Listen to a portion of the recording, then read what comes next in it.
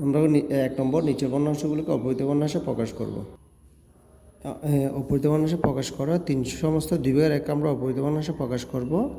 হর 2 লিখব, তার পূর্ণ সংখ্যা 3-এর সাথে আমরা হর 2 গুণ করে দেব, তারপর লব 1 যোগ করে দেব। ঠিক আছে, আবার হর 2 লিখব, 3 × 2 = 6 গুণ করে দিলাম, তারপর 1 যুগ যুগে থাকবে, তারপর 2, তারপর 6 × 7। এটা হচ্ছে অপরিহিত বর্ণাংশে প্রকাশ। এই 2 সমস্ত 6/5কে আমরা অপরিহিত বর্ণাংশে প্রকাশ করব। হর 6 লিখব, পূর্ণ সংখ্যা 2 লিখে 2 × 7 = 6 গুণ করব, তারপর লব 5 যোগ করে দেব। তারপর আবার 6 লিখব, 3 × 2 = 6 × 2 = 12 লিখব, তারপর যোগ 5 থাকবে, তারপর আমরা নিচে 6 লিখব, 12 × 5 কত লিখব এখানে 17। তাহলে অপরিহিত বর্ণাংশ প্রকাশ হয়ে গেল।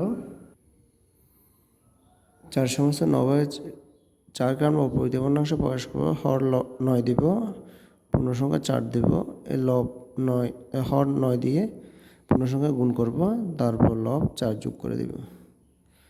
তারপর আবার কী করব, নিচে হর 9 বসাবো, এটা গুণ করলে 4 × 9 = 36 যোগ 4। তারপর আমরা কী করবো, এখন নিচে 9 বসাবো, উপরে 36 4 যোগ করলে কত হয়, 36 যোগ করলে হয় 40 বসাবো। ঠিক আছে, এটা ভুল।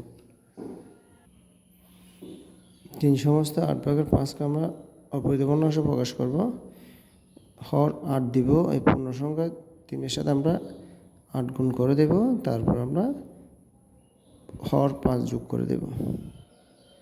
তারপর কী করব, হর 8 লিখব, 3 × 8 = 24 লিখব গুণ করে, তার লব 5 যোগ থাকবে, তারপর আমরা 8 দিয়ে 24-এ 5 কত 29 লিখব।